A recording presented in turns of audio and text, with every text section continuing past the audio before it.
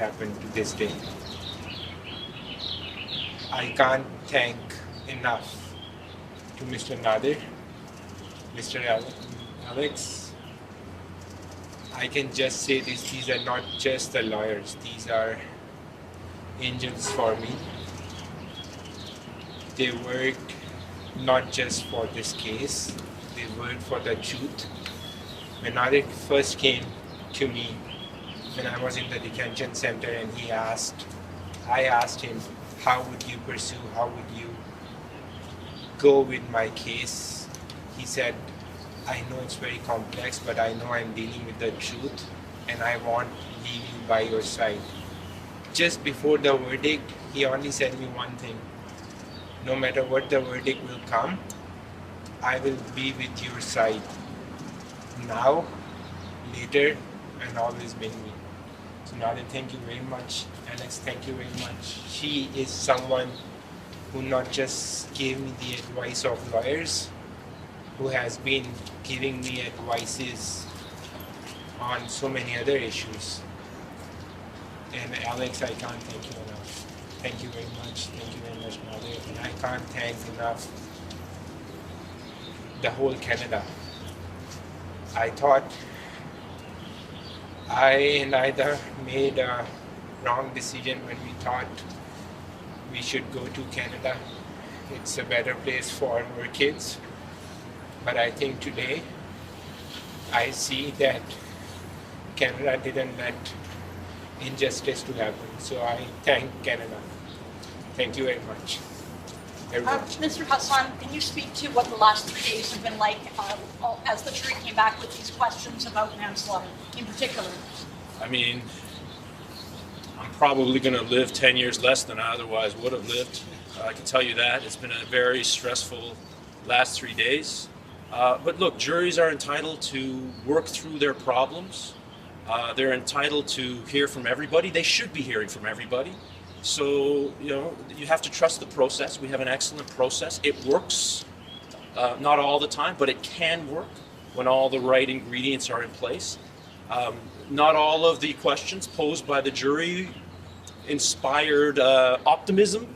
However, I'm glad they asked them, because that's how the system works. They asked the questions, they got answers, it allowed them to continue their deliberations, and they got it right. Mr. Hassan, do you anticipate a Crown will appeal this? You got to ask the Crown that. Would hope not, for so many reasons. But that's a question for the Crown. I can't anticipate what they're going to do. And their decisions to appeal, it's based on so many factors that may not have a whole lot to do with the law. What's next for your client? Well, he has to go home and hug his kids. He's got 3 kids. The latter 2 were born while this was hanging over his head. He missed the birth of his second child, his first daughter, while he was in custody on these charges before we were able to get him a bail hearing. So he has to go home and hug his kids and make up for 3 years of lost time. Can you talk about the moment Northrup propping Mr. Zameer up as the verdict came in and he almost collapsed to the ground? What was that moment? I can only imagine what it was like for him, because for me it was overwhelming. Yeah. Were you considering at one point, especially in the last 2 questions of the jury, that they were considering manslaughter, or never? Well, they have to consider everything that's in front of them. The judge makes a decision as to what theories of liability can be put to the jury, and the jury is required to consider all of the questions that are in the jury charge. So they have to work through first-degree murder first, they have to work through second-degree murder secondly, and then they have to work through manslaughter. So it's not at all surprising that they were asking questions in relation to manslaughter. That's what they're supposed to do. Should this trial have ever made it to trial, and if not, why? It should not have ever made it to trial. The question as to why it did is a question you'll have to ask my friends, the Crown Attorney's Sorry, Office. say that again if you can. The question of whether or not this should have gone to trial is not a question for me. That's a matter of Crown discretion. And so why it went to trial, it's a question you have to ask the Crown Attorney's Office. People ask me if your client could sue anyone for what he's been through. Is that a possibility? I'm not a lawyer here. We haven't even begun to talk about what's next from a legal perspective. We were so focused on getting to this day. That's what we've been singularly focused on. I couldn't even begin to tell you what advice I would give if Mr. Zameer hypothetically were to ask me about that very question. What message do you think this case gives to police officers, especially those in plainclothes who are investigating, what in a case like this? Well, number one, don't lie when you're testifying in court under oath. Don't commit perjury, and don't put up witnesses who commit perjury. I think those are three important lessons to be learned here. What about identifying yourself as police? I mean, I think it's an ongoing issue of, you ask the SIU with plainclothes officers, that often when there are interactions with plainclothes officers, the public doesn't know. Yeah, I think that's a very fair point. What plainclothes officers ought to be doing, how they should be identifying themselves.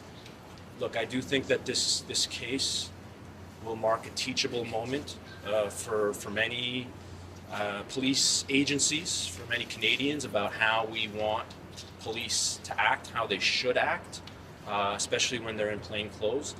I think that inquiry needs to be done. I think that some soul searching needs to be done on the part of many folks who were involved in this particular investigation and case. So the way to behave, the way to be dressed, that kind of policy? Well, the way to behave among all other issues. I mean, some of their policies are pretty good, candidly. It's just a function of whether or not they're actually following them. What consequences should there be for potential perjury? Again, that's not my ambit. There are folks who are supposed to look at that, and I'd hope that the Toronto Police Service would look at that too internally. But I'm not going to hold my breath. You mentioned there were moments that you were feeling maybe less optimistic as the jury members were coming back with various questions. Can you point us specifically, like what less optimistic moments were you experiencing, and were you worried that they were getting lost in the weeds? Look, when you're in my position, just like when you're in Mr. Zameer's position and his family's position, you do feel helpless in those moments because we have no insight as to what's going on. So you do your best to read the tea leaves based on what little information you're getting. So any question we get from the jury, we're going to try to make sense of it. And sometimes there's really nothing to be gained from trying to read those tea leaves because we actually don't know what's going on in their minds. Candidly speaking. What about a conflict of interest here? I mean, those prosecutors work with that police force every day. Do you think that that's part of the reason that this came forward? And maybe there should have been a special prosecutor involved here? It's another great question for the Crown's Office and the Attorney General. What was going through your mind when you heard the verdict? Relief, absolute, an overwhelming sensation of relief. I care deeply about all my cases, but some live with you even more than others. Thanks, everyone. Thank you. Thank you. How much Supreme Court of Canada case law was submitted in this case? Fair amount. Yeah, just like a case I would probably. Yeah. I used to work in my family's law firm. I asked questions. If I was like in the news, I would ask like lawyer relief. All right, there we have been listening to reaction outside the courthouse after a jury just found Umar Zameer, the man accused in the 2021 killing of a Toronto officer, not guilty.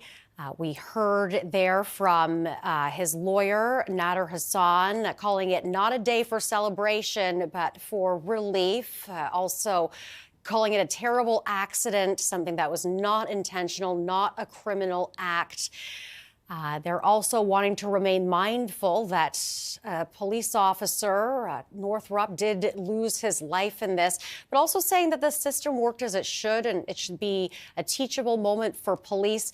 We also heard from Umar Zameer there apologizing, saying he never meant for any of this to happen. Zameer had pleaded not guilty to first-degree murder in the death of Police Constable Jeffrey Northrup, who was fatally run over after he approached Zameer's car in an underground parking garage. The defense argued Zameer did not know Northrup, who was in plain clothes at the time, was an officer and feared for his family's safety. We are expecting more reaction to this verdict, and we will bring you there live right here on CTV News Channel. We're going to take a quick break. Stay with us.